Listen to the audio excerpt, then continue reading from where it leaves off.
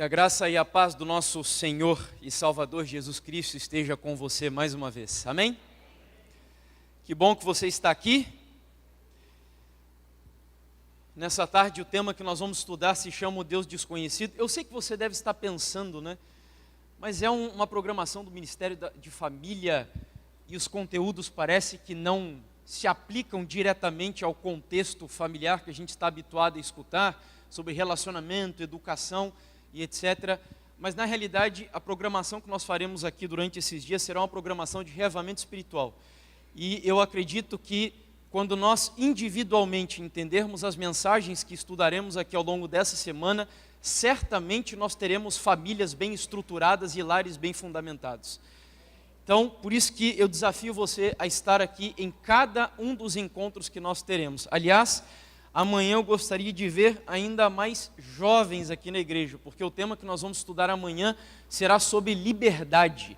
É um assunto extremamente importante. Eu vou trazer aqui uma mensagem para vocês amanhã, que eu fiquei, sem exagero, 1 ano estudando para preparar um conteúdo de 50 minutos para a igreja.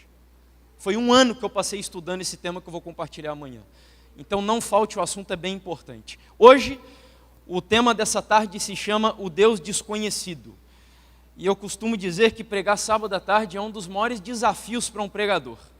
Mas eu acredito que Deus vai nos dar aqui a graça e que nós vamos ficar atentos para ouvir a mensagem. Eu espero que vocês tenham aproveitado para comer bem, descansar um pouquinho e que agora todos estejamos aqui bem dispostos, atentos, com os ouvidos abertos, coração aberto para ouvirmos a mensagem de Deus.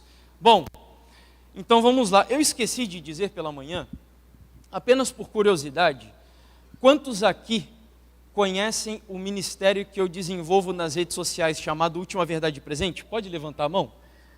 Ok, acho que mais ou menos a metade, talvez um pouquinho menos do que a metade. Eu tenho um ministério de produção de conteúdos nas redes sociais chamado Última Verdade Presente.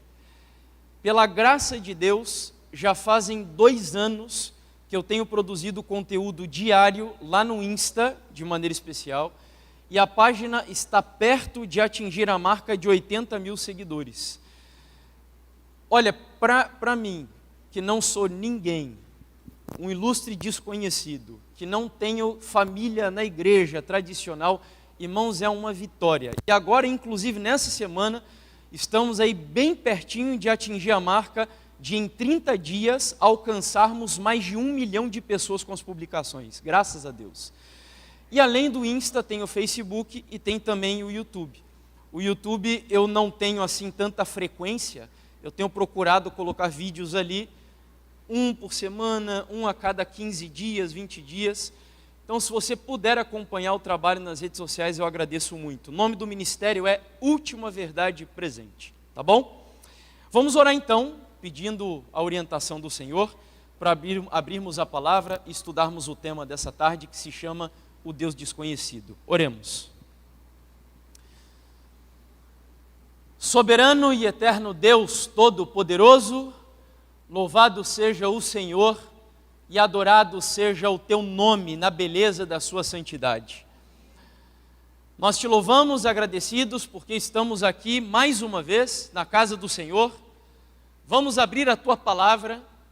O nosso desejo é estudá-la, é compreendê-la, é deixar que este livro santo santifique a nossa vida, e por isso eu jamais me atreveria a começar essa mensagem sem antes me colocar nas mãos do Senhor, reconhecendo aquilo que eu sou. Eu sou um pecador, Senhor. Eu careço da tua graça, tanto quanto qualquer um dos teus filhos, dos meus irmãos que aqui estão. E certamente sou um pecador pior do que qualquer um deles que estão aqui. Mas por alguma razão o Senhor me colocou aqui nesse lugar. E não é por méritos, não é por capacidade. E é por isso que eu me coloco diante do Senhor e diante da igreja, pedindo que o Senhor me esconda mais uma vez, que o Senhor me oculte mais uma vez, porque o meu desejo não é que o Jefferson apareça, não é que a oratória resplandeça, mas o meu desejo é que Jesus seja engrandecido através da pregação da tua palavra. Que Ele seja exaltado, que como nós acabamos de cantar, tudo seja feito por Ele e para Ele, porque a Ele nós dedicamos toda a honra e toda a glória hoje e para todo sempre. E é por isso que nós queremos consagrar e dedicar ao Senhor este púlpito, a minha vida e a vida de cada um de nós, para que o Senhor me use para a tua glória e me use também para abençoar a vida de todos que estão aqui nesse momento. Essa é a minha oração. Fala conosco, transforma a nossa vida e enche este lugar da tua glória, em nome do Senhor Jesus. Amém, Pai. Livro de Atos, capítulo 17, nós vamos fazer a leitura dos versos 21 até o 23.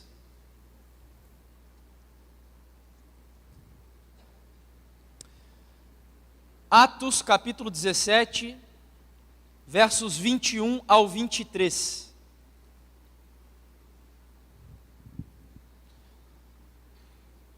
Acontece que todos os de Atenas e os estrangeiros residentes não se ocupavam com outra coisa senão dizer ou ouvir as últimas novidades.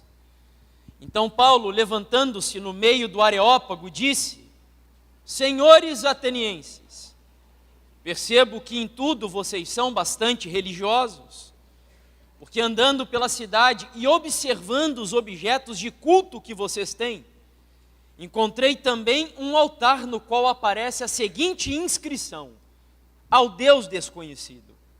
Pois esse, que vocês adoram sem conhecer, é precisamente aquele que eu lhes anuncio.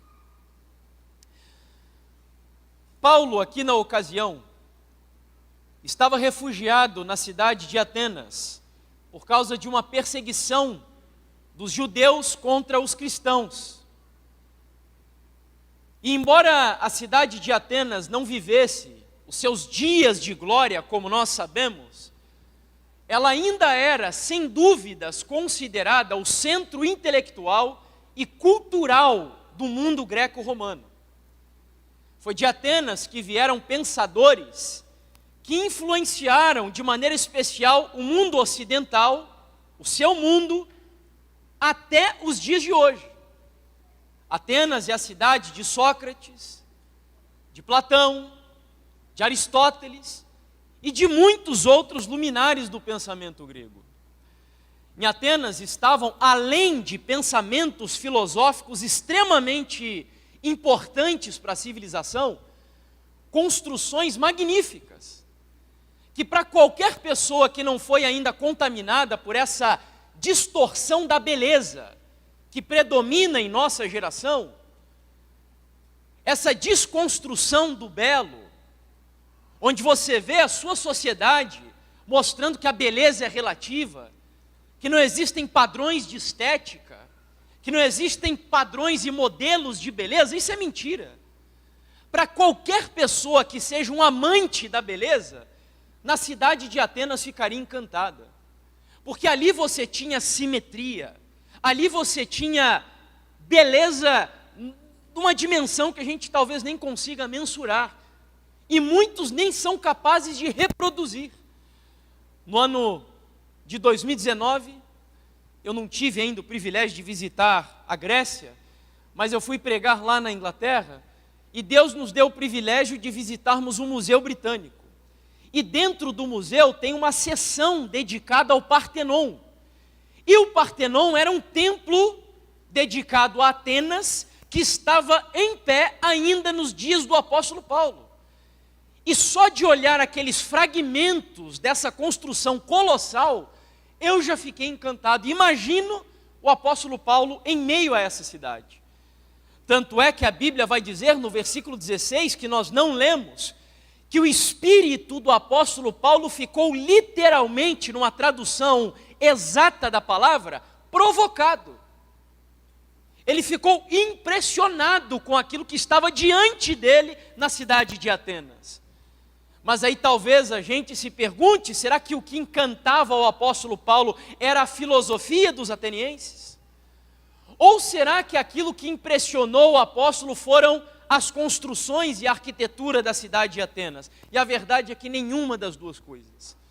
Diz a Bíblia no versículo 16, que o que impressionou e literalmente incomodou o apóstolo Paulo foi a quantidade de deuses que ele viu espalhados pelas ruas da cidade.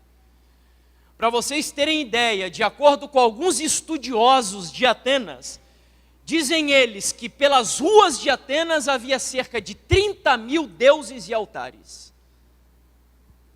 Era um deus para cada sentimento humano, um deus para cada elemento da natureza.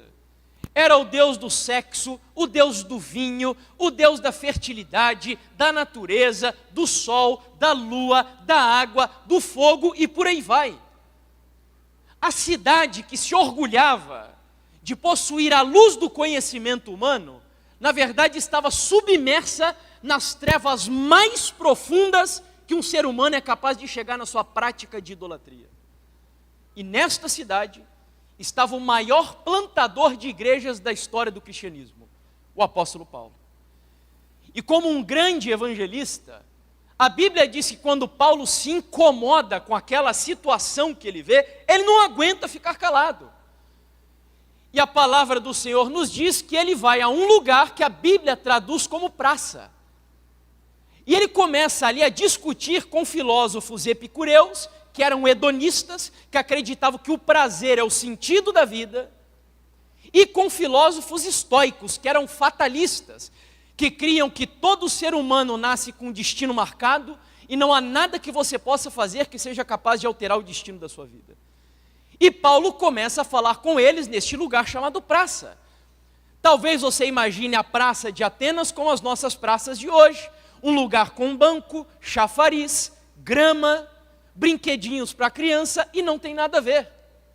As praças de Atenas se chamavam ágora. E a ágora eram os lugares onde os atenienses se reuniam para duas coisas: comercializar e discutir sobre as suas filosofias de vida. Se pudéssemos comparar com alguma coisa da nossa geração, a ágora de Atenas eram as redes sociais dos nossos dias, principalmente o Twitter. Não sei quem conhece Twitter, mas o Twitter, a galera entra ali para se quebrar naquele lugar. E a ágora era isso, o povo se reunia ali para discutir, olha, eu acredito nisso, eu não concordo com isso. E ali está Paulo falando com hedonistas e fatalistas sobre Jesus e a ressurreição.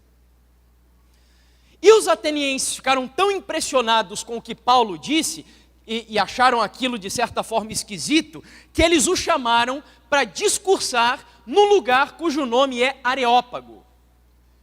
E eu não sei você, mas eu achava que o Areópago era uma construção, que era um edifício. Mas não, aí está o Areópago. O Areópago era simplesmente uma rocha, onde em cima desta rocha, essa pedra, se reunia a Suprema Corte de Atenas. Eram os juízes responsáveis por proteger a moral, a ética e a filosofia dos atenienses. E ali embaixo ficava o povo para ouvir a mensagem daqueles que estavam sobre a rocha. E ali o apóstolo Paulo sobe e ele começa o discurso que nós lemos há pouco, dizendo: senhores atenienses, em tudo eu percebo que vocês são bastante religiosos, porque andando pelo meio da cidade, eu percebi que existem aí alguns altares com a seguinte inscrição: ao Deus desconhecido. Tem um historiador romano chamado Diógenes Laércios, que conta uma história interessante sobre esses altares, ocorrida cerca de 500 ou 600 anos antes do apóstolo Paulo. Ele diz que a cidade de Atenas foi assolada por uma praga repentina e imprevista, que começou a dizimar a vida de milhares de pessoas de uma hora para outra. Eu imagino algo semelhante ao coronavírus, inesperadamente. Só que os atenienses acreditavam que quando algo dessa natureza ocorria, é porque algum dos deuses do panteão grego estava irado contra os cidadãos de Atenas. E a única maneira de afastar a praga era oferecer um sacrifício a esse Deus, e esse Deus então teria a sua ira aplacada. Mas eles não sabiam que Deus era esse. Foi então que eles tiveram uma ideia. Eles resolveram chamar um profeta da cidade de Creta, cujo nome é Epimênides, e convidaram Epimênides para discursar aí em cima do Areópago também, onde esteve o apóstolo Paulo. E Epimênides deu então uma ideia. A ideia é a seguinte: ele falou assim: olha, nós vamos pegar um grupo de animais, algumas ovelhas, e nós vamos soltar esses animais pelas ruas de Atenas. E nós vamos deixar esses animais andarem livremente. Os lugares onde eles pararem, o altar do Deus que estiver mais perto deles é o Deus que está irado. Então a gente pega esses animais e oferece no altar desse Deus. Os atenienses olharam e uau, que ideia sensacional. Vamos fazer isso então. Eles soltaram os animais começaram a andar livremente pelas ruas de Atenas, e um foi parando aqui, outro acolá, o outro mais para lá, até que todos eles pararam. Mas quando os atenienses foram olhar o local onde os animais tinham parado, não havia nenhum altar e nenhum Deus próximo dos animais. Então eles chegaram para Epimênides e disseram: e agora, o que nós vamos fazer? E aí Epimênides disse o seguinte: olha, então vocês vão construir um altar novo. E eles construíram o altar. E perguntaram para Epimênides: tudo bem, e agora a que Deus nós vamos sacrificar? E a resposta de Epimênides foi: já que nós não sabemos que Deus é esse, então escreva aí no altar ao Deus desconhecido. Ah, mas isso é mito. Nós temos evidência de que essa história é real? Tem. Já foram encontrados por arqueólogos na cidade de Pérgamo altares escrito em grego no plural, aos deuses desconhecidos. A Bíblia não é um livro de mito. A Bíblia é um livro que tem historicidade. A Bíblia é um livro que tem verdade nele. Inclusive os nomes de personagens que aparecem na Bíblia e que ainda não foram provados pela história e pela arqueologia, pode ter certeza de que são personagens reais, são histórias que existiram, porque a Bíblia não só contém a palavra de Deus, a Bíblia é a palavra de um Deus todo-poderoso. Então nós vamos pegar essa história, e eu quero extrair apenas 3 aplicações para a gente aqui nessa tarde. Onde a primeira delas, convido você a voltar comigo lá no texto, e nós vamos ao versículo 22. Verso 22, e o texto diz assim: senhores atenienses, percebo que em tudo vocês são bastante religiosos. Primeira lição que nós vemos aqui no texto. Paulo vê que apesar de Atenas ser uma cidade inclinada à razão, apesar dos atenienses tentarem compreender a vida através da filosofia, através da metafísica, através da compreensão racional do mundo, Paulo percebe que os atenienses eram um povo inclinado à religião, que eles tinham necessidade de religião como que intrínseca à sua própria natureza. E isso me leva a uma pergunta, não sei se você já parou para pensar nisso. Se Paulo viesse hoje na sua geração, a geração que é a época da ciência, a época das universidades. Você vive em um período onde nós temos inclusive um ministro aqui do nosso Supremo Tribunal Federal que vive dizendo que nós somos uma sociedade iluminista. Uma sociedade que não interpreta mais o mundo sob as lentes do mito, da religião, mas pela razão. Pergunto, se Paulo viesse hoje, o que Paulo diria sobre a geração que você está vivendo? Você acha que Paulo diria que você vive em uma geração bastante religiosa? Sim ou não? O que você acha? Não? Por exemplo, os jovens da sua geração, você acha que eles ainda são inclinados à religião? Sim ou não? Qual é a sua concepção? Não? Sim? Eu estou vendo a igreja bem dividida. E eu quero propor algo para você. A pergunta que eu acabei de fazer parece que exige uma resposta meio óbvia. Quando você olha, por exemplo, para a Europa que já foi um país cristão, um continente cristão, melhor dizendo, muitos dizem que a Europa hoje é um continente pós-cristão, porque o cristianismo já não predomina mais na Europa. Por exemplo, a Inglaterra de John Wesley, a Inglaterra de John Stott, a Inglaterra de John Wycliffe, de George Whitefield e muitos outros homens e mulheres de Deus, hoje é mundialmente conhecida no campo aí, por exemplo, das ciências, por um homem chamado Richard Dawkins, o autor do livro Deus é um Delírio. Um dos maiores ateus militantes que existem no mundo hoje, ou seja, um país que nasceu sobre bases cristãs, hoje está abandonando cada vez mais o cristianismo. E quando nós olhamos aí mundo afora, parece que essa é uma resposta óbvia. Nós não vivemos em uma sociedade mais religiosa. Porque as pessoas não querem mais saber de religião. De maneira especial, parece que os jovens não querem mais saber de religião. Tanto é que Max Weber, que é um sociólogo lá do século XIX, ele desenvolveu uma teoria chamada desencantamento do mundo. E nessa teoria, diz ele que quanto mais as pessoas se tornam inteligentes, com uma mentalidade científica, cada vez menos elas buscam explicações sobrenaturais e místicas para a vida. Daí vem a palavra desencantamento, porque a ideia dele é que a pessoa que acredita na religião como nós cremos em um mundo encantado. Tem um outro pensador, que é o pai do positivismo, que se chama Augusto Comte. Ele dividiu a sociedade em 3 fases. A primeira, religiosa, a mais atrasada de todas. A segunda, filosófica, aquela que está no meio do caminho. A terceira, científica. Esta é a sociedade evoluída, do progresso, avançada, que não precisa mais do mito da Bíblia para dar explicações para a vida dos seres humanos.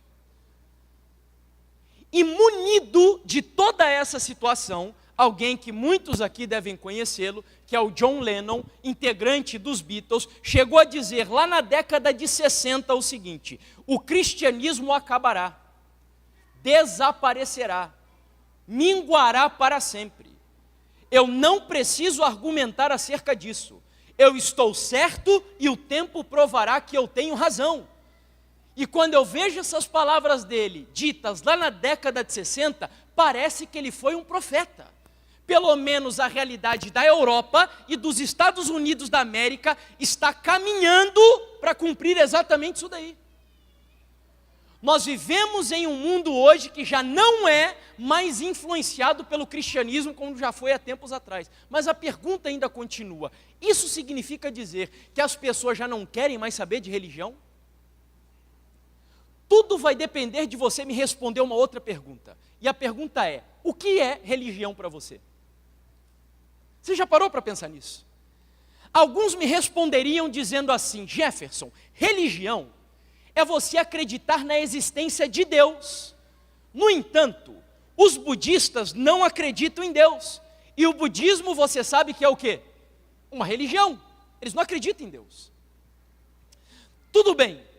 Então, religião é a crença em um mundo espiritual, que existe um mundo além da matéria, e a crença num mundo além da matéria é uma crença religiosa, ou é religião. Tudo bem, mas aí eu te digo, os hinduístas não acreditam na existência do mundo espiritual. Aliás, eles creem no karma.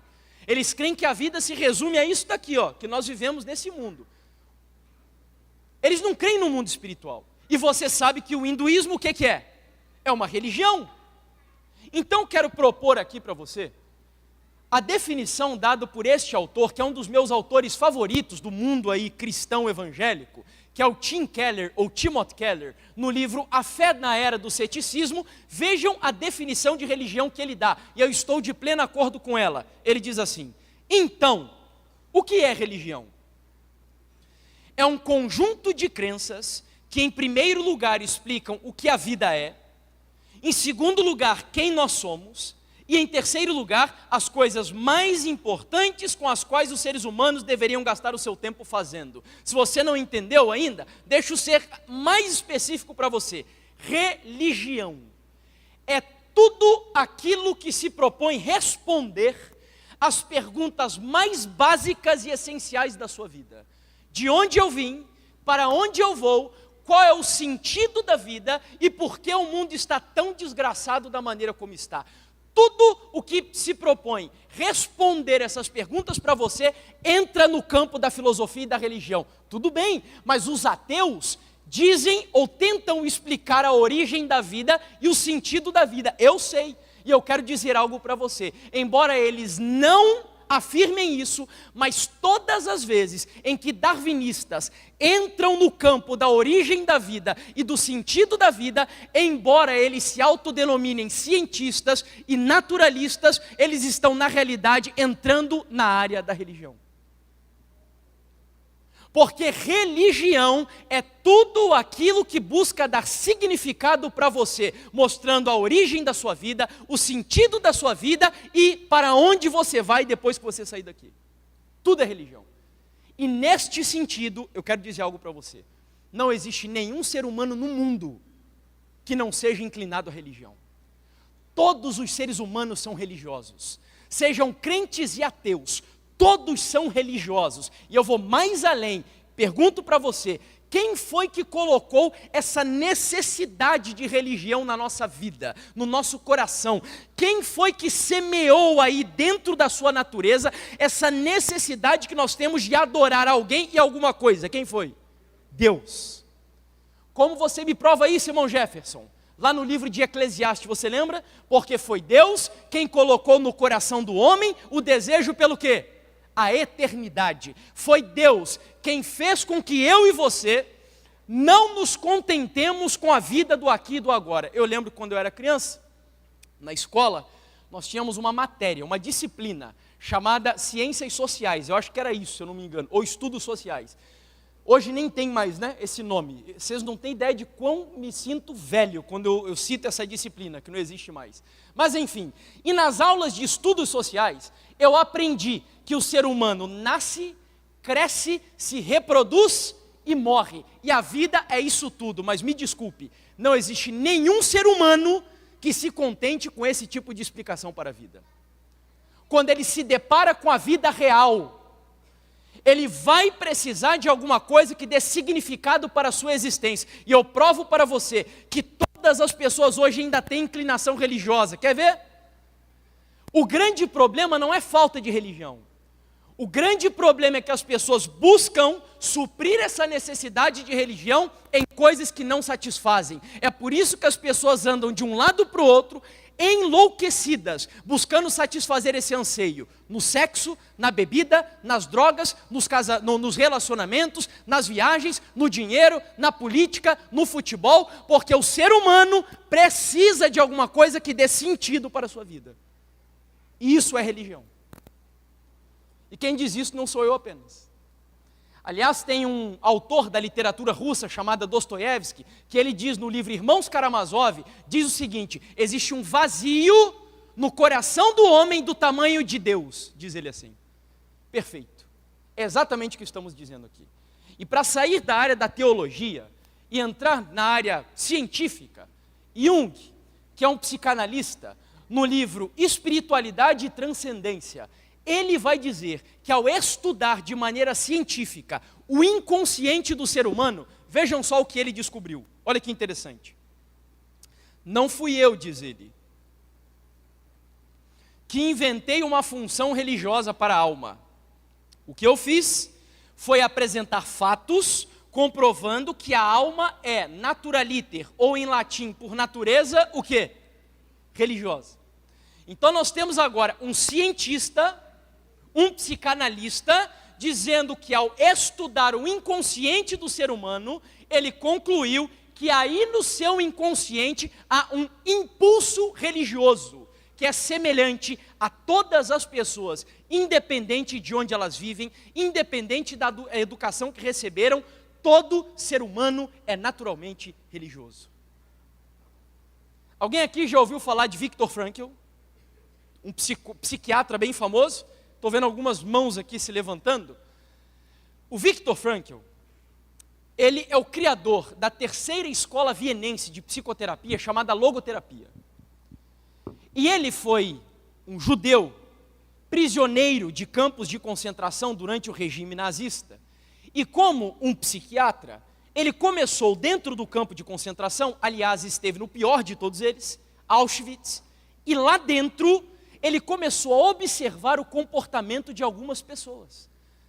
E ele chegou à conclusão de que havia pessoas ali que, apesar de viverem na situação mais degradante que um ser humano poderia viver, dentro de um campo, tinham atitudes que eram surpreendentes. Por exemplo, mesmo com pouca comida que tinham, era muito pouco, alguns tinham a hombridade, tinham a compaixão de pegar o pouquinho que tinham e repartir com o outro que tinha menos do que ele.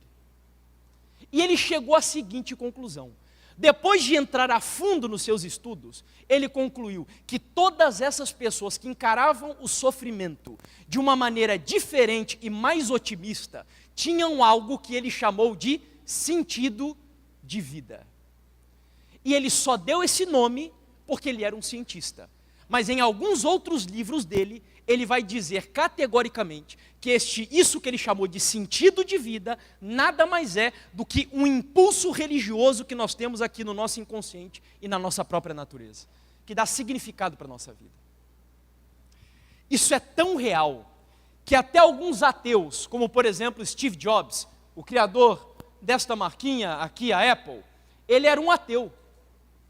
E quando ele se deparou com a morte, quando ele descobriu a doença que lhe tiraria a vida e que nem todo o dinheiro do mundo foi capaz de comprar a saúde dele, de comprar a vida dele, quando ele descobriu isso, na sua autobiografia, olha a confissão que ele faz, um ateu, dizendo assim: é estranho pensar que você acumulou toda essa experiência e ela simplesmente acaba.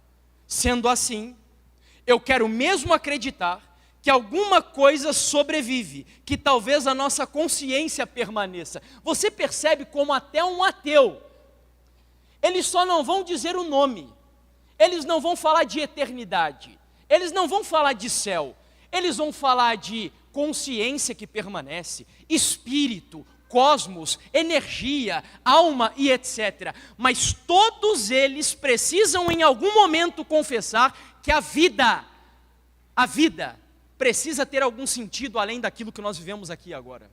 Todos eles. Porque todo ser humano tem a natureza inclinada à religião.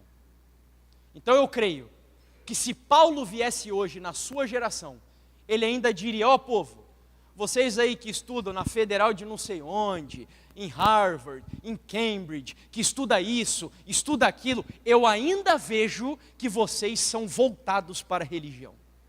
Mas agora vamos à segunda questão, e esta daqui é a principal do nosso tema de hoje. Vamos ao versículo 23. Então, primeiro, Paulo identifica que o povo era inclinado à religião, mas agora vamos ao verso 23 e vamos ver o problema que Paulo vai identificar. Aí Paulo vai dizer assim, ó: pois esse que vocês adoram sem o quê? Acompanhe lá comigo, Atos 17, verso 23. O que Paulo diz lá? Pois esse que vocês adoram sem conhecer, é precisamente aquele que eu lhes anuncio. Então agora, Paulo descobre uma virtude dos atenienses, e a virtude é: vocês são bastante religiosos. Só que ao mesmo tempo, Paulo agora vai identificar um problema dos atenienses, e o problema era: vocês adoram o que não conhecem. E eu quero dizer algo para você: embora nós vivamos em uma geração inclinada à religião, o grande problema dessa geração de cristãos que nós estamos vivendo é que nós estamos adorando e levantando altares a um Deus desconhecido. Esse é o grande problema. E eu poderia percorrer a Bíblia aqui de capa a capa e eu mostraria a você que este foi o problema da igreja em todas as épocas da história: adorar um Deus que não conhece. Uma igreja confusa a respeito de Deus. Por exemplo, hoje nós ouvimos muito falar sobre o amor de Deus, a graça de Deus, a misericórdia de Deus, o perdão de Deus, a bondade de Deus, a misericórdia de Deus e por aí vai. Mas pouquíssimo hoje se fala, nos púlpitos inclusive da igreja, de que se bem é certo que este Deus é tudo isso que eu acabei de dizer para você, Ele também é um Deus santo, um Deus justo, um Deus que se ira e que a Bíblia diz que lançará no lago de fogo todos aqueles que desobedecerem à sua lei e rejeitarem a Jesus Cristo como seu Salvador pessoal. E aí as pessoas olham para mim e dizem assim: mas Jefferson, dizer isso não é politicamente correto. Mas a mensagem do Evangelho não está preocupada em apresentar ao mundo um Deus politicamente correto. A mensagem do Evangelho está preocupada em apresentar ao mundo um Deus biblicamente correto. Um Deus cuja Bíblia define quem Deus é. Hoje muitos de nós aí, a gente vê igrejas, surgindo cada vez mais, uma atrás da outra, apresentando ao mundo um Deus que é o Deus da teologia da prosperidade. Hoje o que está em fama aí, em alta, é o Deus da teologia do coach, o Deus mandingueiro, o Deus curandeiro, o Deus da batalha espiritual, que entrevista demônios até no púlpito da igreja. Enfim, cada um tem o seu Deus. E a verdade é que muitas pessoas desenvolveram uma caricatura de Deus, que nada mais é do que a reprodução daquilo que elas pensam sobre Deus, e não aquilo que a Bíblia diz sobre Deus. Hoje o que está em alta aqui no Brasil, é muitos cristãos indo atrás do Jesus revolucionário. Jesus, na realidade, foi perseguido pela política da sua época, porque ele foi um subversivo, ele se insurgiu contra a sociedade, ele conquistou os marginalizados. Jesus foi um revolucionário, uma espécie de Che Guevara daquela geração. Tanto é que o Gregório do Vivier, que é um colunista, na época, não sei se ainda é, da Folha de São Paulo, é um humorista, um dos criadores lá do canal Porta dos Fundos, para mim é um escarnecedor. Em uma data que é extremamente significativa para nós como cristãos, o Natal, se eu não me engano foi no ano de 2017, vejam o título da matéria que ele deu, falando de Jesus. Ele escreveu assim: parabéns, baderneiro, comunista, defensor de bandido e prostituta. Pergunto, este é o Deus da Bíblia? Ou será que o Deus da Bíblia é mais semelhante àquele que o Armandinho cantava na época da minha adolescência?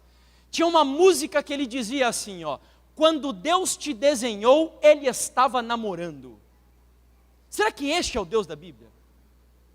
Será que o Deus da Bíblia é parecido com um adolescente apaixonado? Hoje a gente ouve muitas músicas falando de um Deus apaixonado, e aliás eu quero dizer para você que aí nós já encontramos algumas dificuldades a respeito de Deus, porque o nosso Deus, Ele não é só um Deus apaixonado. Quem nunca leu o capítulo Casamento do livro Cristianismo Puro e Simples do C.S. Lewis, eu recomendo que leiam. Ali ele faz uma distinção entre paixão e amor.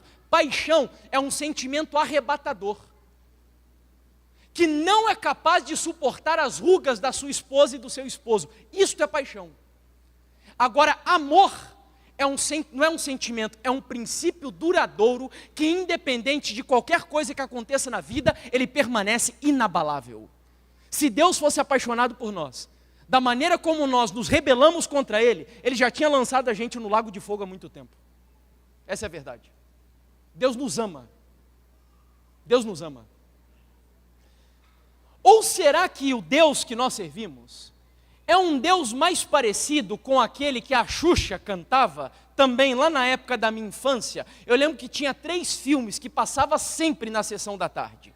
Alguns vão lembrar: História Sem Fim, Lagoa Azul, e tinha um que era junto com os Trapalhões, chamado Lua de Cristal. Vocês lembram desse filme? E aí lá no finalzinho do filme tinha uma música que tinha o mesmo nome do filme, onde num trecho da música ela dizia assim: tudo o que eu quiser, o cara lá de cima vai me dar. Pergunto, esse é o Deus da Bíblia? Será que o Deus da Bíblia é parecido com o Papai Noel? Que vive um relacionamento de barganha comigo e com você? E eu quero te dizer algo, não me interpretem mal, mas eu acredito que, às vezes, o Provai Verde tem desenvolvido em nós uma concepção errada a respeito de Deus. Não é culpa do Provai Verde. A minha esposa gosta muito, eu gosto muito, não estou criticando o Provai Verde, mas nós olhamos o Provai Verde e nós pensamos que as histórias do Provai Verde, elas são toda a história da vida real, mas não são, porque às vezes, lá no Provai Verde, ora e cura, ora e ganha emprego, mas na vida real, às vezes você ora e Deus não vai curar. Na vida real, às vezes você ora e Deus vai demorar uns 2 anos para atender a sua oração para você receber um emprego, por exemplo. E não alguns segundos, como nós vemos no Provai Verde. E o grande problema disso tudo é que nós muitas vezes estamos desenvolvendo um relacionamento com Deus equivocado. Porque estamos erguendo dentro da igreja, muitas vezes, altares a um Deus desconhecido. Tudo bem, irmão Jefferson, mas de onde surgiu então essa visão distorcida que as pessoas têm desenvolvida de Deus? Eu falei sobre isso em 2019, quando eu estive aqui. Mas eu preciso rapidamente voltar nesse tópico para falar com vocês, chamado pós-modernidade. Você já vai entender como isso daí tem tudo a ver com a visão errada de Deus que as pessoas têm hoje. A pós-modernidade, muitos têm dito que é a geração que você está vivendo. Como o próprio nome sugere, pós-moderno ou pós-moderna é a geração que veio depois da geração moderna. Na modernidade, as pessoas acreditavam nos absolutos. Por exemplo, os absolutos da religião, os absolutos da ciência. E tanto acreditavam nos absolutos da ciência, que pouco a pouco a ciência foi tirando as digitais de Deus de todas as áreas da vida. Explico. Marx, interpretando a história sob a perspectiva da luta de classes entre burgueses e proletariados, tirou as digitais de Deus da história. Freud tirou as digitais de Deus do seu inconsciente. Darwin tirou as digitais de Deus da natureza. E daí, depois de Deus ser excluído de todas as áreas da vida, teve um filósofo que é Nietzsche. No livro, se não me engano, Assim Falava Zaratustra, ele vai dizer, não é um personagem na verdade, mas falando da nossa geração, ele vai dizer que nós viramos super-homens. Em alemão, Übermensch. E a ideia dele era dizer que uma vez que Deus foi excluído de todas as áreas da vida, nós não precisamos mais de Deus. Deus foi excluído da literatura, da música, da poesia, das artes, da novela, do teatro, de todas as áreas da vida. E aí ele chega à conclusão: Deus está morto. Foi a conclusão que ele chegou. Deus morreu. Nós chegamos em um grau de conhecimento tão alto que nós não precisamos mais da mitologia da Bíblia para explicar a vida. Então nós somos super-homens e ao mesmo tempo matamos Deus. A ciência agora vai nos levar ao progresso, dizia ele, interpretando a sociedade. E o que aconteceu? Século XX, Primeira e Segunda Guerra Mundiais. Quando os muros de Berlim caíram, eles descobriram que durante 40 anos, o regime comunista soviético matou cerca de 40 milhões de pessoas. Usando o quê? A ciência. Isso gerou na cabeça das pessoas uma confusão tão grande sobre as expectativas que eles tinham, que eles passaram agora a duvidar de tudo. E aí, seja bem-vindo. Eu fiz um resumo bem resumido aqui, a geração que você está vivendo. A minha professora de história, na época que eu estudava história, eu não cheguei a concluir na faculdade, ela chegou a dizer o seguinte, veja, no livro dela, que a gente usava para os estudos, ela define aqui a pós-modernidade. Na pós-modernidade, todas as identidades modernas, nas quais a identidade nacional, me permite incluir ali a religiosa, que é a que nos interessa, é uma das mais centrais, ao lado de elementos como sexualidade, gênero e etnia, estão entrando em colapso. Então o que ela diz ali? Que você vive em uma geração de colapso de identidades. Não existe mais verdade absoluta, não existe religião absoluta, não existe nem sexo absoluto. Não importa mais se você nasce com uma genitália masculina ou uma genitália feminina. Você pode se identificar com o gênero que você quiser. Esta é a geração que você está vivendo.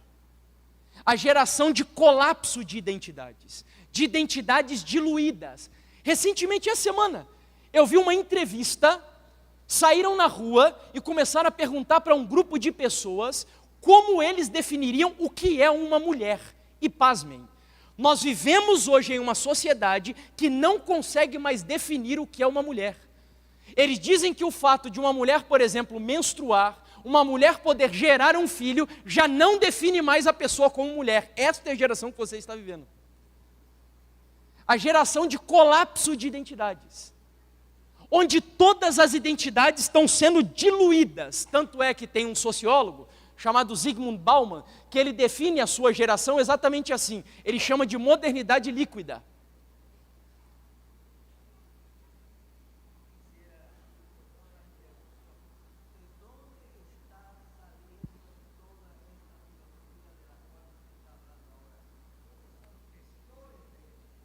O irmão perguntou de onde isso tudo tem surgido, essas filosofias, né? Não dá para a gente explorar isso a fundo aqui, meu irmão, mas eu lhe asseguro, baseado nos estudos que já fiz, que tudo isso vem de dentro das academias, das universidades. Não que as universidades sejam ruins, mas a partir do momento que eles adotaram uma visão de mundo, que não é a visão bíblica, a visão darwinista, naturalista, materialista, eles começaram a interpretar o mundo de maneira diferente. E isso tomou uma abrangência tão grande que se espalhou para todas as áreas da vida. Então, eu poderia resumir aqui, as principais ideias hoje que influenciam a nossa sociedade vêm de um grupo de pensadores que foram financiados lá nos Estados Unidos também, né, por lá, chamado de Escola de Frankfurt. Foram financiados por lá. Eles se reuniam em Frankfurt, geraram um monte de filosofias para a nossa sociedade e dessas filosofias, muitas outras desembocaram nos pensamentos que nós vemos em nossa geração. Sabe esses filósofos que a gente acha que são um bando de doido? São eles que influenciam os professores das universidades, os professores das universidades influenciam os alunos e os alunos espalham isso para o restante da sociedade. Tá? Não é que as universidades sejam ruins, entende? Mas infelizmente é o pensamento que tem predominado em nossa geração. Vamos tentar explicar na prática como isso tem afetado a vida religiosa, porque é isso que nos interessa. Como isso se aplica para a vida religiosa? Nós estamos aqui questionando a identidade de Deus. Por que as pessoas hoje, elas têm uma visão tão equivocada a respeito de Deus? Ou será que elas têm de fato? Vejamos. Vou citar 3 exemplos rápidos aqui para vocês. Primeiro, a Perla. A Perla era uma cantora de funk. Ela deixou o funk e foi para o mundo gospel. Saiu do mundo gospel e voltou para o funk. E aí perguntaram a ela como ela conseguia lidar com essa relação que para os cristãos é impossível de existir. Um cristão e ao mesmo tempo curtindo ou cantando música funk. Perguntaram a ela como ela lidava com esse relacionamento. Vejam a resposta que ela deu. Ela disse assim: eu amadureci muito no gospel. Precisava desse tempo. Mas a minha carreira no funk sempre esteve ali. Hoje eu consigo dividir a fé da música. Amém? Não? Vocês estão atentos, né? Gostei de ver. Uma vez eu fiz isso numa igreja. E aí eu disse amém. O pessoal tudo amém, irmão. Eu disse não, misericórdia, irmãos. Amém nada. Que amém nada. Porque o que ela está tentando propor ali é que é possível você viver 2 realidades que são completamente antagônicas. Isto cabe na cabeça de pessoas que estão afetadas por essa geração pós-moderna que nós vivemos. A geração onde não existe identidade, onde tudo está sendo diluído. Vejamos, mais um exemplo. Esta vocês conhecem, eu nem sabia. A Bruna Marquezine. A Bruna, ela é cristã. E certa vez, ela postou uma foto nas suas redes sociais que gerou a crítica de algumas das suas seguidoras. E uma das seguidoras da Bruna, então, disse para ela o seguinte: Bruna, você tem fotos aí no seu feed do Insta, fazendo pequeno grupo na sua casa. Tem fotos de você fazendo missão na África. essa foto que você postou aí não condiz com a fé que você professa. E ela termina dizendo, saia de cima do muro, Bruna. Vejam então a resposta que a Bruna deu. É muito reveladora. Ela disse assim, a única referência da minha vida é Jesus. E celebrar mais um ano de vida, dançar, sorrir, cercada de amigos queridos. Agora preste atenção, eu vou dar ênfase de propósito. Não abala em nada o meu relacionamento e minha intimidade com o meu Pai. Se algo estiver errado em meu comportamento, sei que Ele vai me incomodar e me convencer na minha intimidade com Ele do que precisa ser mudado, como já fez algumas vezes. Esta frase é tão reveladora sobre a sua geração. Sabe o que ela mostra? Que, infelizmente, a Bruna, assim como muitos outros cristãos da geração que você está vivendo, pouco se importam com aquilo que a Bíblia diz sobre o Deus que ela está servindo. Sabe qual que é a preocupação dela? É para mim, comigo, em mim, e isso tudo é reflexo do quê? De uma sociedade que produz tudo para o homem. Tudo é visando o homem, o bem do homem, a felicidade do homem, o prazer do homem, o gosto do homem, a satisfação do homem, tudo é centrado no homem. E o que a igreja fez hoje? Me desculpe, deu uma bicuda em Deus e colocou o homem no centro da adoração dentro da igreja. As músicas são feitas para o homem, a liturgia é feita para agradar o homem, tudo é feito girando em torno do homem. E qual é o resultado disso? Nós somos religiosos, necessitamos de religião, as igrejas ficam cheias, aqui no Brasil o cristianismo cresce cada vez mais, mas infelizmente qual é o resultado? Muitos estão levantando altares a um Deus o quê? Desconhecido. Último exemplo, a Tayla Ayala, também é uma atriz. Isso me chama muito a atenção, você nunca parou para pensar, por que os artistas hoje, eles demonstram assim um interesse tão grande por influenciar as pessoas, porque, irmãos, a arte tem um poder de influência que você não tem noção do tamanho que ele tem. A arte tem uma capacidade de influenciar e moldar a vida das pessoas que às vezes nem a religião tem para fazer isso. Tayla Ayala se batizou numa igreja. Perguntaram para ela, Tayla, você vai continuar frequentando os carnavais no Rio de Janeiro? Pergunto, cristão, pode frequentar carnaval e desfilar, sim ou não? Não? Tem certeza? Vocês não sabem de nada, irmãos. Claro que pode. Ele não pode frequentar e querer ir morar no céu ao mesmo tempo, mas ele faz o que quiser da vida. Não é assim?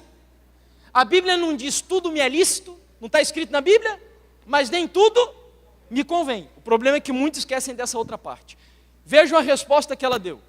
Sobre desfilar depois de se batizar. Ela disse assim, é claro que eu vou continuar desfilando e frequentando festas, porque o Cristo que a Bíblia ensina não tem nada contra isso. Foi essa a resposta que ela deu? É o Cristo que a Bíblia ensina? É o Cristo quê? Que não interessa o que a Bíblia ensina.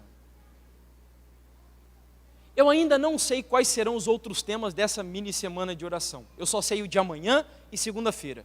De terça e de quarta eu ainda não escolhi. Mas se Deus me mostrar que eu devo tratar esse assunto, um dos assuntos que é urgente hoje para nós, existem pessoas, infelizmente, do nosso meio, que estão tentando destruir a igreja adventista e subverter jovens da nossa igreja com uma visão completamente contrária aos princípios que a igreja ensina e que estão na palavra de Deus. E por que eu estou dizendo isso para vocês? Porque o discurso desse grupo de pessoas do nosso meio está muito alinhado com o que nós estamos vendo aqui. Aliás, eles vão dizer para vocês muitas vezes assim, ó, um deles, cantor famoso aí da nossa igreja, chegou a dizer assim, a Bíblia não é a palavra de Deus. A Bíblia é o livro de homens que andaram com Deus. Nossa, que lindo. Quando alguém chegar para você e dizer isso, repreenda, porque é a palavra do próprio Satanás na boca da pessoa. Porque a Bíblia não é a palavra de homens que andaram com Deus. A Bíblia é a palavra do Deus Todo-Poderoso. E isso faz toda a diferença. Porque se eu acredito que a Bíblia contém a palavra de Deus, e que a Bíblia ela é o livro de homens que andaram com Deus, então tem coisas na Bíblia que são coisas de homens e não coisas de Deus. E aí eu separo o que é de Deus e separo o que é de homem na Bíblia. E é exatamente o que estão tentando fazer no nosso meio. Algumas pessoas. Mas eu louvo a Deus, porque apesar do diabo tentar destruir essa igreja, eu acredito de todo o meu coração que a igreja de Deus é indestrutível. E por uma razão, porque essa igreja foi edificada sobre a rocha, é sustentada sobre a rocha, e continuará avançando sobre a rocha, de tal maneira que Jesus disse que as portas do inferno não prevalecerão contra ela. Voltando aqui, o Cristo que eu acredito não tem nada contra isso. A minha preocupação é apenas em ser uma pessoa melhor. O amor de Deus não tem nada contra a gente ser feliz e curtir a vida. Deus dá risada de julgamentos. Enfim. Como que isso na prática está afetando a nossa vida? Como? Eu poderia citar vários exemplos aqui, mas eu vou me limitar apenas a alguns. Por exemplo, festas de aniversário de cristãos em nossa geração. Festas de 15 anos, festas de 18 anos, casamentos de crentes. Sabe o que está acontecendo? Essas ocasiões que deveriam se tornar um púlpito, para nós darmos testemunho do Deus a quem servimos, para a nossa família, para os nossos amigos, estão se tornando, me desculpe, um palco para a gente exibir toda a nossa hipocrisia. Porque as roupas que se usam lá, as músicas que se tocam lá, não tem nada a ver com a fé que nós professamos e o Deus que nós servimos. Outra coisa, a Bíblia tem verdade absoluta sobre sexualidade? Sim ou não? Tem ou não tem? Tem, né? A Bíblia condena o sexo antes do casamento? Sim ou não? Sim, chama isso de fornicação. Ah, mas eu vivo numa geração que diz que masturbação é bom e que não tem problema nenhum jovem se relacionar antes se houver um consenso mútuo dele com a namorada. Meus amigos, essa geração que você vive pode dizer o que quiser, mas como cristãos nós não cremos naquilo que a geração diz, nós cremos naquilo que está contido na palavra do nosso Deus. E eu sei que nós somos seres culturais, eu sei que nem toda cultura é má, mas quando a cultura entra em choque com os princípios da palavra do Senhor, diz a Bíblia, seca-se a erva, cai a sua flor, mas a palavra de Deus permanece para todo sempre. E é isso que vale. Ah, mas hoje eu vivo em uma geração que já não tem mais essa binaridade do macho e da fêmea. Deus criou macho e fêmea de acordo com aquilo que está no livro de Gênesis. Existe verdade absoluta sobre casamento na Bíblia? Sim ou não? O que Deus uniu, o que diz a Bíblia? Não separe o homem. Sabe o que está acontecendo dentro da igreja hoje? Uma explosão de divórcios dentro da igreja do Senhor. Pelas causas mais banais que você pode imaginar. Eu não estou falando aqui de violência doméstica, não estou falando de adultério, não estou falando de violência psicológica, eu estou falando de separação por causas banais. Muitas vezes incompatibilidade de gênero. E sabe por que isso? Porque as identidades estão sendo diluídas. Nada mais é certo. A nossa resposta hoje para muita coisa é tudo não tem nada a ver. Deus não se importa com isso, não tem certo e errado, não tem santo e profano. Deus aceita todas as coisas. Essa é a geração que nós vivemos. Outro exemplo que eu poderia citar aqui, fidelidade nos dízimos e as ofertas dentro da igreja. Nós temos um problema terrível hoje nessa área dentro da igreja. De acordo com as pesquisas da nossa divisão sul-americana, sabe qual que é o índice de fidelidade entre os adventistas aqui no nosso país? Sabe qual que é? 30%. Ah, mas você tem que defender o seu peixe. Você é pago para defender os dízimos na igreja. Não. Quem esteve aqui de manhã eu falei. Durante 7 anos da minha vida eu estou vivendo pela fé. Eu vivo de doações e de ofertas. E eu quero dizer para você que independente de quanto entra todo mês lá na nossa conta do ministério, independente, a primeira coisa que a minha esposa e eu fazemos é separar o dízimo do Senhor e o pacto de oferta que nós temos. Porque nós cremos que dízimo é mandamento do Senhor. Mandamento. Eu vou falar de um problema que aqui dentro dessa igreja não tem. Por todas as outras igrejas onde eu passo tem esse problema, mas aqui eu sei que não tem. Fofoca entre irmãos dentro da igreja. Ainda bem que aqui não tem isso, irmãos. Eu só vou falar para garantir, tá bom? O povo vem para a igreja, cultua o Senhor, comunga do mesmo pão, bebem do mesmo vinho, do mesmo suco de uva, e não são capazes de olhar para o rosto um do outro dentro da igreja. Vivem em contendas dentro da igreja. Muitas vezes disputando cargos dentro da igreja, para ver quem quer aparecer mais, quem quer aparecer menos e tal. Sabe o que isso me mostra? Nós não entendemos nada do Evangelho. Porque se eu pudesse resumir o Evangelho numa palavra aqui nessa noite, sabe qual é a palavra que eu resumiria? Serviço. Serviço. Serviço. O Evangelho é um Deus que saiu de lá de cima e veio aqui para viver da pior maneira que um ser humano poderia viver na época dele. Isso é o Evangelho. E a gente não perdoa. E sabe o que Deus diz? Que quando você tem uma oferta no altar e você vai apresentar ao Senhor e lembra que o teu irmão tem alguma coisa contra você, o que é para você fazer com a oferta? Deixa no altar. Sabe o que Deus está dizendo com isso? Eu não aceito o culto daquele que não se reconcilia com o seu irmão. Você pode dar o dízimo, você pode vir ao sábado, você pode fazer de tudo, mas se você não é capaz de perdoar, amar o seu irmão, não adianta, irmãos, nós não entendemos. Eu vou voltar em outra coisa que eu falei hoje de manhã aqui, e muita gente não vai gostar, mas eu vim aqui para dar um recado de Deus para a sua vida. E quando Lula foi eleito, uma pessoa me escreveu, quando eu disse que a gente tem que orar pelas nossas autoridades. E aí uma pessoa me escreveu dizendo assim, eu nunca vou orar por esse homem. E eu disse assim, amigo, presta atenção, eu sou contra tudo isso que eu vou dizer para você, mas presta atenção, você pode ser contra o aborto, contra a ideologia de gênero, contra o feminismo, contra a liberação de drogas, contra tudo isso, mas se você não é capaz de orar pelos seus inimigos e amar aqueles que te perseguem, você não está vivendo o verdadeiro evangelho. Porque com Deus não tem só meio evangelho. O meio evangelho é o evangelho da pós-modernidade, é o evangelho diluído, com o Senhor é sim, sim, e não, não. Esse é o Deus que a Bíblia me ensina.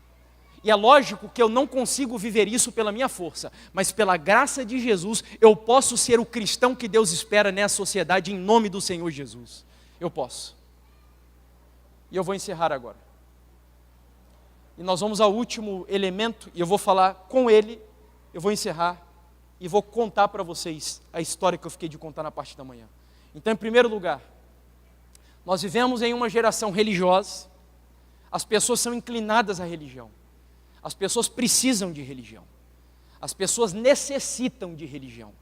Quando você ver alguém aí fora agora, escravo de futebol, de sexo, de bebida, de seja lá o que for, veja nesta pessoa alguém que está tentando preencher um anseio religioso da sua própria alma. Segundo, nós estamos levantando altares a um Deus desconhecido. Nós dizemos que adoramos o Deus da Bíblia, mas a verdade é que muitos de nós temos o meu Jesus, da minha maneira, do meu jeito, do meu gosto, da maneira como eu quero. E terceiro tópico, quando Paulo termina a mensagem, ou melhor, quando Paulo, ele diz aos atenienses, vocês são religiosos, mas vocês adoram o que não conhecem, versículo 24, e aí a gente vai encerrar. Vejam lá comigo, verso 24, de Atos capítulo 17, aí Paulo vai começar a apresentar o Deus verdadeiro para os atenienses, dizendo assim, ó, o Deus que fez o mundo e tudo o que nele existe, sendo ele Senhor do céu e da terra, não habita em santuários feitos de mãos humanas. O que Paulo estava fazendo aqui? Muita atenção aqui agora. Paulo estava falando duas coisas sobre Deus, essenciais, para uma geração que adora um Deus que não conhece. Primeiro, o meu Deus é o Deus que criou o céu e a terra. Então, em primeiro lugar, o meu Deus é criador. Ele tem direito sobre a sua vida. Ele criou o seu corpo. Na geração do meu corpo, minhas regras, é extremamente importante nós voltarmos a falar de um Deus que te criou e que tem autoridade sobre o seu corpo dentro da igreja. Segundo, o Deus que fez o mundo e tudo que nele há. Ele é o Senhor do céu e da terra. Isso me leva à segunda definição de Deus que Paulo dá na passagem. E que nos recupera o último versículo da parte da manhã. Se Deus é o Senhor de todas as coisas, isso significa que Ele é soberano na minha vida. E é aí que eu chego onde eu quero. Esse Deus, que eu creio ser o único Deus verdadeiro, Ele pegou a minha esposa e eu, de lá da desgraça onde nós estávamos, há 10 anos, e Ele nos leva para o meio de um deserto. Deixa eu mostrar a foto do deserto aqui para vocês. Aí está. Quiser apagar a luz aqui para ficar um pouquinho mais evidente aí para o pessoal a imagem, não tem problema. Deus pega a minha esposa e eu, de lá de Curitiba, na verdade, região metropolitana, e nos leva para esse lugar. Viagem de 24 horas. Quando nos levaram para o ambiente da escola, onde nós ficaríamos, as portas do trailer, que era o nosso local de hospedagem, eles abriram a porta, a Bruna foi a primeira que entrou ali. E foi aqui que eu parei de manhã. Quando ela entrou, ela começou a chorar de desespero, como eu nunca tinha visto a minha esposa chorar daquela maneira. Desesperada. E aí quando eu entrei e ficamos só nós dois ali dentro, ela olhou para mim e disse: amor, eu não vou aguentar ficar aqui, nesse lugar. Eu quero voltar para casa amanhã. E eu também estava assustado com as condições do lugar. E eu só olhei para a Bruna, e tentando me conter, porque eu também estava assustado, e eu disse para ela: amor, não tem como. O mínimo que nós vamos precisar ficar aqui, porque foi investido muito dinheiro para a gente ir para lá, são 3 meses. 3 meses. E desde aquele dia, nós começamos a entrar em uma rotina ali, meus irmãos, que a gente não entendia por que razão Deus nos tirou da nossa casa e nos levou para aquele lugar. Que detalhe, não tinha nutrição. A Bruna foi para estudar nutrição e não tinha nutrição lá. Eu fui para estudar evangelismo com um pastor que estava lá, e este pastor aparecia a cada 2 meses quase lá na escola.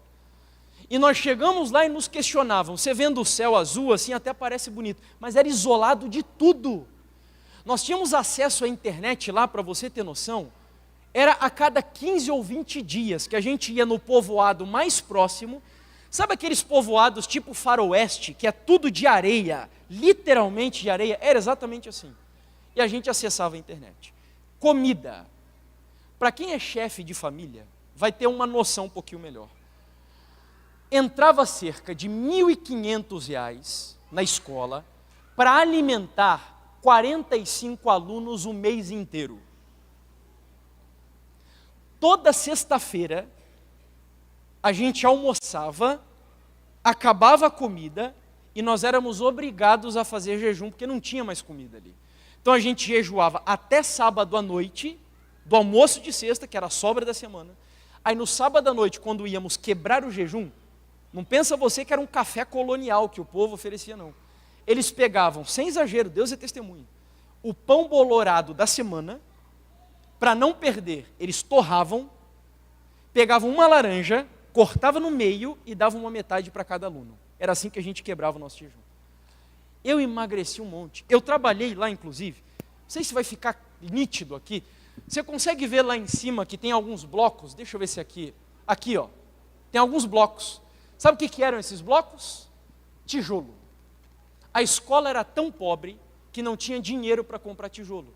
Nós tínhamos que fazer e produzir o tijolo da escola.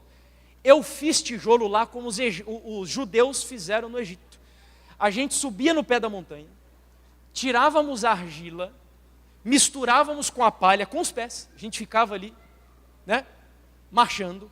Aí quando a mistura estava boa, pegávamos o molde, jogávamos dentro do molde, esperava secar e descia da montanha com os tijolos. Cada bloco pesava em torno de uns 20, 25 quilos mais ou menos. A Bruna, ela sofreu muito mais do que eu. Eu sofri também. Tenta pensar um homem casado, Nutella. Pensa, consegue pensar? Está aqui, ó, diante de vocês. O meu pai e a minha mãe, eles me deram a melhor educação que podiam. Só que, infelizmente, o meu pai, ele queria só que eu estudasse. Ele não queria que eu trabalhasse. Era a mentalidade que meu pai tinha. Enquanto eu puder pagar para você estudar, eu quero que você estude. Então, eu nunca aprendi a fazer nada de casa. Trocar lâmpada, consertar um ferro, fazer essas coisas úteis, sabe? Que homens de antigamente faziam, não aprendi nada. Cheguei lá, a minha mãe me servia no prato, arrumava a minha cama, enfim, cheguei lá, fui colocado para trabalhar na limpeza. A primeira vez que eu olhei os vasos daquela escola que eu tinha que limpar, meus amigos, quem já limpou vaso aqui, você não tem ideia do que era limpar o vaso daquele lugar. Era algo terrível, terrível. Eu tinha que periodicamente também, nós tínhamos um buraco gigante na escola, onde nós jogávamos o lixo ali. E periodicamente tinha que entrar naquele buraco para baixar o tamanho da montanha para atear fogo, porque não passava caminhão de lixo. E aí nós que trabalhávamos na limpeza, tínhamos que entrar no buraco, com uma enxada, baixar o lixo para que o fogo não subisse tão alto. Detalhe, quando eu entrava lá, era cada ratazana que corria dentro daquele buraco. E eu vi aquilo tudo, foi para isso que o Senhor me trouxe para cá? A Bruna, quando foi para lá, ela tinha muitos problemas emocionais. A gente não sabia disso. Nós éramos muito novinhos. Na época tínhamos 20 e poucos anos. Não lembro exatamente a nossa idade. E a Bruna era muito sentimental. Herança da minha sogra mesmo. E ela estava sofrendo muito mais do que eu. A Bruna acordava umas 3:30 da manhã para trabalhar na cozinha. E as condições da cozinha da escola, irmãos, era terrível, terrível. Não tinha fogão a gás. Muitas vezes ela de madrugada levantava, não tinha luz, não tinha água. Sem exagero que eu vou dizer para vocês aqui agora. Deus é testemunha. No verão, tinha um lado da cozinha que o chão ficava preto, preto. Sabe o que era? Mas era um espaço enorme assim. Sabe o que era? Mosca que se amontoava dentro da cozinha daquele lugar. Era cheio, cheio. Porque a falta de água acabava acumulando louça, e enfim, era terrível. E a Bruna, 3:30 da manhã, no inverno, ela acordava para ajudar a preparar o de jejum dos alunos. Num frio de mais ou menos -8, -10 graus, na cozinha com essas condições, ela chegava dentro do trailer, todos os dias, chorando, todos os dias. Eu não vou aguentar isso. Eu quero ir embora daqui, ela dizia, e eu não tinha o que fazer. E eu morria de medo de que a Bruna fizesse uma besteira, porque eu a via sofrendo demais ali. Só que na época eu ainda não tinha consciência e maturidade do que significava ser um marido. Eu não entendia que eu, como homem, tinha que ser uma coluna para minha esposa, para tentar amenizar o máximo para ela as pancadas da vida. E ela praticamente teve que sofrer sozinha lá. Mas eu tinha essa preocupação com ela. Até que um dia, nós fomos para um lugar, cuidar de um grupo de pacientes que vieram dos Estados Unidos, porque a gente aprendia a fazer algumas terapias naturais, tudo muito básico, muito simples. E ficamos nesse lugar. Eu era um dos enfermeiros. A Bruna continuou trabalhando na cozinha. E aí um dia, depois que eu terminei de cuidar de alguns pacientes, eu fui procurar a Bruna. E eu ia para um lado do local, para o outro lado do local, e fiquei alguns minutos procurando a Bruna, e eu não achei a Bruna em lugar nenhum. Irmãos, bateu o desespero.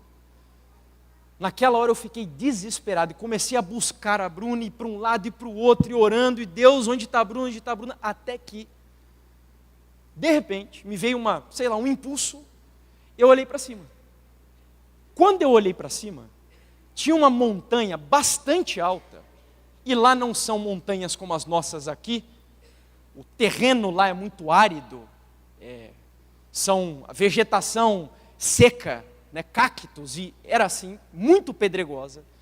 Eu olhei lá em cima, e vocês não imaginam o que eu vi quando eu olhei lá para o alto. Sabe o que aconteceu ali, irmãos? Já estou vendo alguns sorrisos, né? Então vocês podem vir amanhã, já que eu vou terminar a história, tá bom? Ah, sim, irmã. Vocês vêm amanhã que eu vou continuar. E amanhã, eu disse para vocês que eu não vou contar a minha história de lá do deserto toda de volta.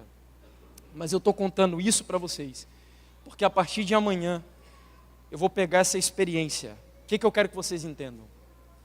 Deus nos levou para lá para uma coisa. Esse Deus soberano. Irmãos, Deus faz umas coisas loucas com a nossa vida. E Ele nos levou para lá para uma coisa. Sabe para quê? Sabe para quê? Sofrer. Para a gente passar pela escola mais difícil da vida, que é a escola do sofrimento. E amanhã, no final da mensagem, eu vou sair do deserto literal e eu vou contar um pouco para vocês do deserto espiritual, que a minha esposa e eu começamos a enfrentar no meio da pandemia, no ano de 2020. E eu não sei qual dos dois foi pior, mas eu espero que as mensagens e a nossa experiência ajude você a continuar firme nessa caminhada, a edificar o seu lar sobre a rocha e a se preparar, porque eu creio que em breve nós veremos Jesus Cristo vindo nas nuvens dos céus. Meus amigos, eu quero convidar vocês, portanto, primeiro para vir amanhã. Amanhã vai ser que horas mesmo? 19 horas. 19h30 é durante a semana, né? Ok. Amanhã às 19 horas. Posso fazer um pedido mais para vocês? 2 pedidos. Vocês podem orar por mim durante essa semana? Sim. É por uma razão, tá? Eu não vim aqui para dar espetáculo. Eu não vim aqui para ser aplaudido e receber tapinha nas costas. Eu vim aqui para trazer um recado de Deus para a sua vida. Então quero que você ore para que Deus me use, para que você seja abençoado nessa mini semana de oração. E segundo lugar, faz o esforço e traz alguém aqui amanhã. A mensagem de amanhã é muito importante e principalmente jovens. Nós vamos falar sobre o tema da liberdade. Este assunto é fundamental entender nesta geração que nós estamos vivendo. Por hoje, quero convidar você a ficar em pé. Nós vamos orar. E eu quero convidar você então a fechar os olhos para nós fazermos uma oração. Bondoso Pai e eterno Deus, nós hoje, ao estudarmos esse assunto, Senhor, entendemos que aqui dentro da nossa vida, dentro do meu coração, impregnado na minha natureza, em nossa natureza, há um impulso religioso. Todos nós temos necessidade de adorar. Todos nós fomos criados com essa inclinação pelo transcendente. E a verdade é que vivendo em um mundo de pecado, Senhor, esse anseio religioso nos leva muitas vezes para caminhos que não são aqueles que o Senhor nos criou para viver.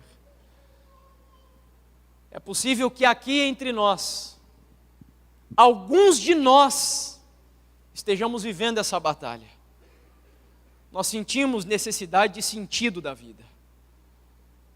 Nós queremos algum significado. Queremos buscar algo que nos dê propósito e razão de viver. Mas é possível que estejamos buscando em coisas que não satisfazem, Senhor. E eu quero te pedir aqui nesta noite, Pai, que todos esses altares que estão sendo erguidos, que foram erguidos na nossa vida, altares a um Deus desconhecido, altares de uma adoração equivocada, uma adoração falsa, uma adoração corrompida, uma adoração humana, que visa a minha satisfação, os meus desejos, a minha vontade, que tudo isso, que o Senhor quebre esses altares, e que em nome de Jesus, na nossa vida aqui nessa noite, altares ao Deus verdadeiro sejam erguidos por cada um de nós. Porque nós não queremos adorar a um Deus desconhecido. Nós queremos dedicar a nossa vida e devotar o nosso coração a adorar aquele Deus que deu a vida por nós na cruz do Calvário. É a Ele que nós adoramos. É a Ele que nós rendemos toda a honra, toda a glória e todo o louvor. E eu quero pedir a Ti, Pai, ao Senhor que é o Deus Criador, ao Senhor que é o Deus soberano, que o Senhor assuma o controle da nossa vida, que o Senhor assuma o controle de todo o nosso ser, e que o Senhor nos ensine a viver nesse mundo diluído, esse mundo do ceticismo, esse mundo da dúvida, esse mundo do colapso de identidades, que o Senhor nos ajude e nos ensine a viver os princípios absolutos da Tua palavra na vida de cada um de nós. que nós não tenhamos vergonha do Evangelho e que não tenhamos vergonha do Senhor Jesus, porque Ele é o poder de Deus para a salvação de todo aquele que crê. E é em nome dEle, o nosso Salvador, que nós oramos com o perdão dos nossos pecados. Amém, Pai.